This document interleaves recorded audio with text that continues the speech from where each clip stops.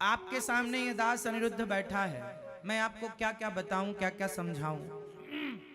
मैं संसार में रहता हूं आप लोगों की तरह, संसार का सारा काम करता हूं आप लोगों की तरह, हर जिम्मेदारी पूरी करने की कोशिश करता हूं आप लोगों की तरह, भगवान के चरणों में भक्ति करने की कोशिश करता हूं आप लोगों की तरह। लेकिन मैं सब कुछ करता हुआ भी मैं कुछ नहीं करता। कैसे? ऐसे क्योंकि मैं ये मानता हूं कि मैं कुछ कर ही नहीं रहा, मेरे से भगवान सब कुछ करवा रहे हैं, पहला। दूसरा, ये दास अनिरुद्ध, मैं मानता हूं, मैं आप लोगों को देखता हूं ना, तो मुझे आप लोगों में यही नजर आता, जब आप में से कोई रोता हुआ मेरे पास आता है, जब कोई रोता है मेरे सामने आकर, मैं बड़ी दुखी हूं, मैं बड़ा दुखी हूं, मैं बड़ी परेशान हूं, मैं बड़ा परेशान हूं, तो मुझे बस एक ही बात समझ में आती है कि ये दुखी और ये परेशान सिर्फ इसलिए हैं कि इन्हें उस ईश्वर पे बस भरोसा नहीं है और इन्होंने इस संसार को सही तरीके से जाना नहीं। आप अमेरिका जाएंगे ना, तो अमेरिका जाने के पहले वहां के रूल्स जाने लीजिए। वहां का कानून, वहां का संविधान अलग है। हमारे भारत में तो कोई कहीं भी कचरा फेंक देता है, कहीं भी थूक देता है, कहीं भी खड़ा होकर सुसु कर लेता है। अमेरिका जैसे देशों में ऐसा करने पर फाइन हो सकता है। तो यहाँ के रूल्स अलग हैं, वहाँ के रूल्स। यहाँ तो आप लाल बत्ती क्रॉस कर देते हैं तो कोई बात नहीं, वहाँ तो बड़ा गजब का फाइन है। तो यहाँ के रूल्स अलग हैं, वहाँ के रूल्स। जब अमेरिका जाएं तो वहाँ के रूल्स फॉलो करने पड़ेंगे। उसी तरह जब संसार में आए हो तो संसार के रूल्स फॉलो करने पड़ेंगे। और आप लोग आ गए संसार में, लेकिन आपको संसार के रूल ही नहीं पता कि संसार का रूल क्या है। संसार का रूल क्या है, नियम क्या है? संसार का नियम है कि यहां जो आया है उसे दुखी होना पड़ेगा, और दुखी हैं। शर्त यह है कि आपको कोड़े भी पड़ेंगे और आपको रोना भी नहीं है। आपको दुख भी मिलेगा और आपको रोना भी नहीं है। भगवान कृष्ण मंदिर में खड़े हैं, बांसुरी बजा रहे हैं और स्माइल है होठों पर। भगवान की स्माइल ये कहती है कि आप संसार में आए हैं, संसार में दुख ही दुख है, इस दुखमय संसार में रहना है, लेकिन मुस्कुराते हुए रहना है, खुश रहना है। क्या करेंगे? रोते हुए नहीं, मुस्कुरा। ये संसार दुख का सागर है, लेकिन मुस्कुराते हुए चलना है। आप लोग जो रोते रहते हैं ना, आपको रूल्स पता नहीं है कि संसार में रहने के तरीके क्या हैं। इसलिए भगवान बुद्ध जब आए तो ये ज्ञान हो गया उन्हें कि संसार दुखालय है। उनके सामने एक बूढ़ी अम्मा आई अपने मरे हुए बेटे को लेकर। गौतम बुद्ध भगवान बुद्ध के पास एक माँ आई, उनका बेटा मर गया, 5 साल का था। किसी ने बताया कि गौतम भगवान बुद्ध बड़े तपस्वी हैं और वो यदि कृपा कर दें तो तेरा मरा बेटा जिंदा हो सकता है, क्योंकि वो बड़े संत हैं और शक्तियां हैं उनके पास।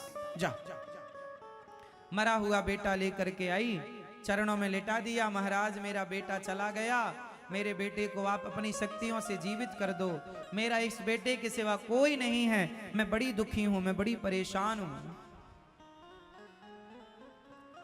भगवान बुद्ध भगवान ने कहा, ठीक है, मैं तेरे बेटे को जिंदा करूंगा, लेकिन तुझे एक काम करना पड़ेगा।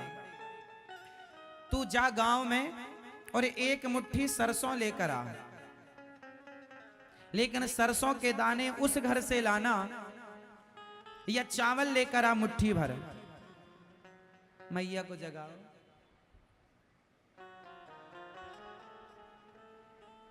आपसे मुट्ठी भर तू चावल लेकर आना, पर उस घर से चावल लाना जिस घर में आज तक कोई मरा ना हो। मुट्ठी भर सरसों चावल जो मिल जाए ले आना, पर उस घर से लाना जिस घर में आज तक कोई मरा ना हो। बूढ़ी अम्मा गई, ठीक है अभी लाती हूँ। भैया जरा मुट्ठी भर सरसों दे दो, हमारा बेटा चला गया है, उसे जीवित करना है, पर एक शर्त है। उसने चावल घर की जो थी वो चावल ले आई या सरसों। बोले कि तुम्हारे घर में आज तक कोई मरा है? बोले हाँ, कुछ दिन पहले हमारे ससुर चले गए। दूसरे घर गई, बोले तुम्हारे घर आज तक कोई मरा? बोले हाँ, कुछ दिन पहले हमारी सास चली गई। तीसरे घर गई, बोले तुम्हारे घर कोई मरा है आज तक? बोले हाँ, हमारे घर कुछ दिन पहले हमारे पति चले गए। चौथे घर गई, बोले हमारे घर कोई पत्नी चली गई। किसी ने कहा हमारे घर ये चला गया। वो सबका घर ऐसा था जिसके घर में कोई ना कोई कभी ना कभी मरा जरूर था। बूढ़ी अम्मा फिर वापस आई, भगवान बुद्ध से कहा ले आई चावल मुट्ठी भर। ना महाराज, नहीं मिला। चावल तो नहीं मिले, सरसों तो नहीं मिली, लेकिन मेरे प्रश्न का उत्तर मिल गया। चुपचाप उसने अपना बेटा उठाया, वहां से चली गई। बताओ क्या सबक मिला इस कहानी से, क्या सीख मिली? हम रोते हैं कि हमारा ये मर गया, हम रोते हैं कि हमारा ये दुख है। अरे जो दुख आपके पास है, सेम वही दुख आपके पड़ोसियों में भी है, औरों के पास भी है। क्यों है? क्योंकि संसार में जो आया है उसे दुख से गुजरना पड़ेगा। अब ये दुख से गुजरने में चाहे आप रोते गुजरो या हंसते गुजरो, वो आपकी मर्जी है। इसलिए संसार में क्या है? अब बताओ आप, संसार में क्या है, सुख या दुख? जोर से। अभी आप कह रहे थे दोनों हैं। आप जल्दी ज्ञानी हो गए। इतनी बात जानने के लिए गौतम बुद्ध को 12 साल लगे, और आप देखो 12 मिनट में जान गए। संसार में क्या है, ये बात मैंने कह तो दी है, आपने सुन भी ली। कभी घर में एकांत में बैठकर मेरी इस बात का खूब ध्यान से चिंतन करना कि क्या संसार में सचमुच दुख है, और जो सुख है वो कितनी देर का है।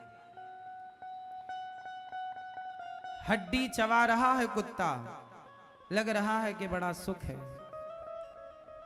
एक छोटी सी कहानी सुना दूं और क्लियर करने के लिए, आपको जल्दी तो नहीं है? सुनो। माया, ईश्वर की माया का पर्दा ऐसा पड़ा है कि हमें सही सही दिखाई नहीं पड़ता।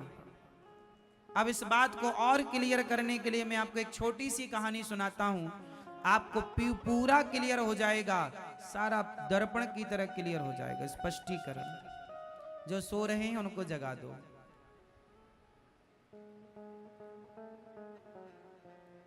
ये कहानी जो मैं सुनाने जा रहा हूं अनमोल है, शायद आपने आज तक नहीं सुनी हो, इसलिए ध्यान से सुनिएगा। इस कहानी से आपके परिवार का, आपका सारांश निकलेगा। तैयार हैं? सुनो। एक बार नारद जी ने भगवान कृष्ण से कहा कि हे श्री कृष्ण, मैं जानना चाहता हूं कि आपकी माया क्या है। आपकी माया क्या है? मैं देखना चाहता हूं आपकी माया को। कैसी है आपकी माया? आप लोग भी ध्यान से देखिए, अभी मैं कुछ आपको दिखाऊंगा। आपकी माया क्या है? भगवान ने कहा चलो तुम्हें माया दिखाते। नारद जी को लेकर भगवान एक घने जंगल में चले गए। भगवान श्री कृष्ण हैं, और ये बात द्वारिका की है। जब भगवान द्वारिका के राजा थे, नारद जी भ्रमण करते करते द्वारिका गए। आज भगवान नारद जी को लेकर घने जंगल में भगवान प्रवेश कर गए। नारद जी बोले प्रभु और कितने अंदर ले जाओगे? भगवान बोले बस थोड़ा अंदर और। नारद जी चले। चलते चलते नारद जी थक गए, एक पेड़ की छांव में बैठ गए। प्रभु अब चला नहीं जा रहा, मैं थक गया, थोड़ा विश्राम कर लो। भगवान बोले अच्छा विश्राम तो कर लेंगे, पर हमें बड़ी प्यास लगी है।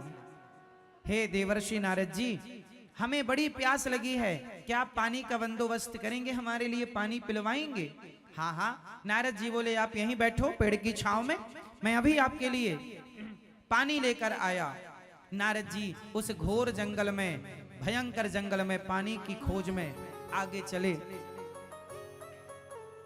नारद जी थोड़ा ही 400 कदम आगे बढ़े कि उन्होंने देखा कि एक सुंदर सा नगर था। उस नगर में एक सुंदर सी स्त्री एक कुएं में पानी भर रही थी। नारद जी ने कहा, देवी बड़ी प्यास लगी है, क्या हमें पानी मिलेगा? उस देवी ने मुस्कुराते हुए नारद जी की तरफ देखा और कहा, जरूर। नारद जी ने ऐसे किया, अपने दोनों हाथों को आगे बढ़ाया, उसने घड़े से पानी नारद जी की अंजलि में डाली और नारद जी पानी पीते हुए अपने नेत्रों को उठा करके, ऊंचा करके और उसकी सुंदरता को, स्त्री की सुंदरता को देखने में इतने मस्त हो गए कि भूल गए कि मैं कोई काम करने आया था। उस स्त्री से कहा, देवी इस नगर का नाम क्या है? बोले, इसका नाम है उत्तमपुर। अच्छा, इस नगर के राजा कौन है? मेरे पिता इस नगर के राजा हैं। अच्छा, तो आप राजकन्या हैं? हाँ। देवी आप बहुत सुंदर हैं, क्या आप हमसे विवाह करेंगी? देवी ने कहा, हाँ, यदि मेरे पिता तैयार हो जाएं तो मैं आपसे विवाह कर लूंगी। चलो हमें अपने पिता से मिलाओ। अब नारद जी उस लड़की के पिता से मिलने गए और भगवान भेजे थे कि जाओ हमारे लिए पानी लेकर आओ। और नारद जी अपनी शादी की चर्चा करने गए। लड़की के पिता से बोले, आपकी कन्या बड़ी सुंदर है, हमें पसंद है। राजा ने कहा, महाराज आप तो देवर्षि नारद जी हैं। हाँ हाँ, ठीक पहचाना, हम देवर्षि नारद। अरे महाराज, आप जैसे महात्माओं के पास हमारी कन्या रहेगी तो ये तो हमारा सौभाग्य है कि आप जैसी तपस्वी हमारी कन्या को वरण करेंगे। लो भैया, सुंदर सा समय निकाला गया, तारीख तय की गई और नारद जी का उस लड़की से विवाह संपन्न हुआ। अब नारद जी हो गए गृहस्थी। ध्यान से सुनना, नारद जी हो गए गृहस्थी और नारद जी ने गृहस्थी में रह करके बड़े प्रेम से उस नारी के संग रहकर आनंद लिया। एक दिन उनके ससुर की मृत्यु हो गई। ससुर की मृत्यु हो गई तो इनके साले थे नहीं। अब नारद जी, एक बेटी थी उनके राजा की, तो नारद जी ही राजा बने। अब नारद जी राजा बन गए, उनकी पत्नी बगल में बैठी रानी बनी। कुछ दिन बाद नारद जी के एक बेटा हुआ। कुछ वर्ष बाद नारद जी की एक बेटी हुई। एक बेटा एक बेटी। नारद जी के बड़े मंत्री, बड़ी सेना। एक दिन नारद जी ने सोचा कि चलो जरा देखो कि हमारे राज्य के आसपास किन राजाओं का कब्जा है।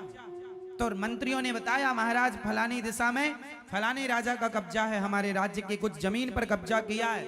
नारद जी ने कहा, सेना तैयार करो और उस राज्य पर आक्रमण करो, अब हम अपने राज्य का विस्तार चाहते हैं। नारद जी क्या लेने गए थे? पानी, और राज्य का विस्तार करने में लग गए। हम अपने राज्य का विस्तार चाहते हैं, सेना तैयार करो। लो भैया, नारद जी की उपस्थिति में सेना तैयार हुई और सेना आक्रमण करने के लिए चली। पर नारद जी आक्रमण करें उसके पहले सामने वाले राजा ने आक्रमण कर दिया और नारद जी की सेना मारी गई। नारद जी का पहला युद्ध था, कभी लड़े नहीं तो माला जपते रहे सारी जिंदगी, नारायण नारायण नारायण। और आज बाबा जी युद्ध करने चले हैं और जब युद्ध करने गए तो ये हार गए। सामने वाले राजा ने नारद जी को हराया और इनके राज्य पर कब्जा कर लिया। अब नारद जी भागे, अपनी पत्नी और बच्चों को लेके भागे नारद जी। अब भागते भागते भागते भागते एक जंगल में पहुंच गए। एक बेटी थी छोटी सी इनकी और एक बेटा था। बेटा थोड़ा बड़ा था, 5 साल 6 साल का बेटा रहा होगा, 3 साढ़े 3 साल की बेटी रही होगी। अब लो भैया, नारद जी पत्नी को लेके भाग रहे हैं, ना खाया ना पिया, बस भागा भागा भागा, सेना पीछे लगी है बंदी बनाने के लिए। अब नारद जी भाग भाग के चले, खाना पीना कुछ नहीं। पत्नी बोली भूख लगी है, बच्चे चिल्लाने लगे, रोने लगे। उस छोटी सी बच्ची को ना पानी मिल पाया, ना भोजन मिल पाया, बच्चे रो रहे हैं। अब नारद जी अपने बच्चों को जब रोता हुआ देखे ना तो वो भी रोने लग जाएं, लेकिन क्या करें। तभी उन्हें एक नदी दिखाई पड़ी। उस नदी के उस तरफ कोई गांव नजर आया। नारद जी बोले यदि नदी के उस पार चले गए तो इस गांव में जरूर रोटी मिल जाएगी, हमारे बच्चों का पेट भर जाएगा। अब नारद जी उस नदी के पार जाने के लिए बंदोबस्त करने लगे। तभी उन्हें नदी के किनारे एक नाव नजर आई। कहीं बहकर पुरानी सी नाव आ गई। बहुत अच्छी हालत तो नहीं थी, पर नारद जी के बच्चे भूखे थे। अब नदी को पार करने के सिवा उनके पास कोई चारा ऑप्शन नहीं था। अब जैसे तैसे उसमें और लकड़ी लगा करके उसमें उसकी मलहम पट्टी करके नाव की, और नारद जी उस नाव में बैठे, बच्चों को बिठाया, पत्नी को बिठाया, खुद नारद जी नाव जागो चलाने लगे। नारद जी नाव चलाने लगे। दुर्भाग्य देखिए कि जब नाव बीच भंवर में पहुंची, बीच नदी में, तो नाव में पानी भरने लगा। और जब नाव में पानी भरा तो नारद जी घबराए। पत्नी से कहा तुम्हें तैरना आता है? बोले हमें नहीं आता। अब नारद जी देख रहे हैं कि पानी भर रहा, छोटे छोटे बच्चे, 2 बच्चे, पत्नी। अब जोर कितनी नाव चलाएं, कैसे नाव चलाएं, फिर भी पानी को रोक ना पाए। और दुर्भाग्य देखिए कि नाव में पानी भर गया और नाव डूबने लगी। जब नाव डूबी तो नारद जी की पत्नी उनकी आंखों के सामने डूबने लगी, उनके बच्चे डूबने लगे, उनकी नन्ही सी बेटी पानी में डूबने लगी। नारद जी अब अपने को बचाएं कि पत्नी को बचाएं कि बच्चों को बचाएं। नारद जी तो जैसे तैसे किनारे लग गए, लेकिन बीच नदी में अपनी पत्नी को डूबता हुआ देखकर चिल्ला रहे हैं, हे विधाता तू कितना निर्दयी है, कितना निष्ठुर है, इतना दुख दिया तूने हमें, क्या बिगाड़ा था हमने तेरा, कौन सा पाप किया था हमने जो तूने हमें इतना दुख दे दिया। हमारी पत्नी पानी में डूब गई, बच्चा पानी में डूब गया, चिल्ला रही है पत्नी बचा लो स्वामी बचा लो, पर ये असमर्थ हैं उस डूबती हुई पत्नी को बचाने में। अरे कोई तो बचाओ, कोई नहीं आया। पत्नी डूब गई, बच्चे डूब गए, तीनों की मृत्यु हो गई। और नारद जी रो रहे हैं, हे भगवान तू बड़ा निष्ठुर निर्दयी है, क्या बिगाड़ा था हमने तेरा। नारद जी रो रहे थे, तब तक भगवान आ गए। भगवान ने कहा नारद जी पानी लेने गए थे, 1 घंटे से बैठे आपका इंतजार कर रहे हैं, आप लौटे ही नहीं। नारद जी को याद आया, हे प्रभु हम पानी लेने आए थे। हाँ। नारद जी बोले हमारी पत्नी डूब गई पानी में। ना भगवान बोले पत्नी, आपकी पत्नी? आप तो अभी पानी लेने गए थे 1 घंटा पहले, 1 घंटे से हम ही आपको ढूंढ रहे हैं। नारद जी बोले अभी 1 घंटा हुआ? हाँ 1 घंटे ही तो हुआ। बोले 1 घंटे में हमारे 2 बच्चे भी हो गए। भगवान मुस्कुराए, नारद जी यही है माया। आपने सवाल किया था ना कि प्रभु अपनी माया दिखाओ, अपनी यही है माया।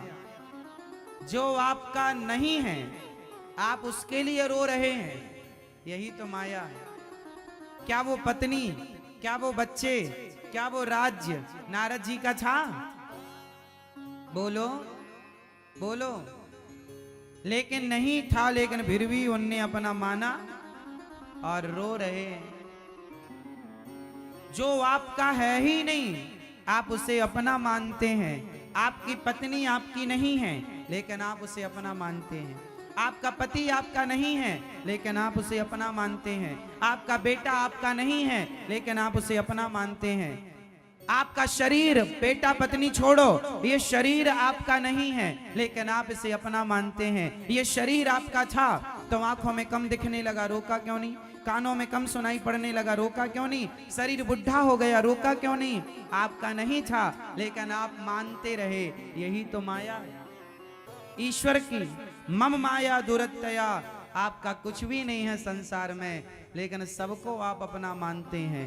भगवान आपके अपने हैं, लेकिन आप उन्हें अपना नहीं मानते। यही तो माया है। माया का पर्दा पड़ने से सब अपना सा दिखाई पड़ता है, बट होता कुछ नहीं है अपना। यही माया का स्वरूप है। यही ये कहानी सिर्फ नारद जी की नहीं, आपकी, हमारी, हम सबकी कहानी। हम सब वो व्यक्ति हैं जो संसार में आए थे। नारद जी आए थे पानी खोजने, जल की खोज करने, जल लेने, उलझ गए। आप भी आए थे संसार में भगवान को पाने, आप भी तो उलझे पड़े हैं। आप कौन से नहीं उलझे? आप भी तो नारद जी की तरह रो रहे हैं। लेकिन आपका ये रोना सच्चा है कि झूठा है? बताओ, नारद जी का रोना सच्चा था कि झूठा था? जोर से, जोर से, और जोर से बोलो। हाँ, झूठा था, क्योंकि वो सब माया है। जैसे आप पिक्चर देखने जाते हैं, तो पिक्चर थिएटर में जहां पे आप बैठते हैं, वहां सामने एक वाइट कलर का पर्दा होता है। सिर्फ उस पर्दे पर पीछे से लाइट मारी जाती है। उस लाइट में चित्र नजर आते हैं, और वो चित्र आपको हमें मूवी के रूप में दिखते हैं। वो सिर्फ क्या है? एक लाइट, एक प्रकाश है। व्हाइट पर्दे में पड़ करके उसका रिएक्शन आप देख पाते हैं। उसी तरह संसार व्हाइट पर्दे की तरह है, और इस व्हाइट पर्दे में कोई चित्र नहीं है। उस कैसेट में जो जो भरा होता है वो उसमें दिखाई पड़ता है। उसी तरह आपके मन में जो जो भरा पड़ा है कई जन्मों से, वो आपको यहां भासता है, दिखता है, लगता है। होता कुछ नहीं है, सब वाइट है, ये सफेद है, कुछ नहीं है। प्राण निकल गए, कुछ नहीं बचा। जैसे छोटे छोटे बच्चे रोते रहते हैं, उनका रोना सच्चा होता है कि झूठा? कुछ बच्चे झूठे ही रोते रहते हैं, रोते, उन्हें रोना है बस। ऐसे ही कुछ लोगों को रोना है। जैसे बच्चों का रोना झूठा है, ऐसे आपका और हमारा रोना भी झूठा है। रोना ही है तो भगवान के लिए रोइए, भगवान के लिए रोना सच्चा है। संसार का रोना झूठा है।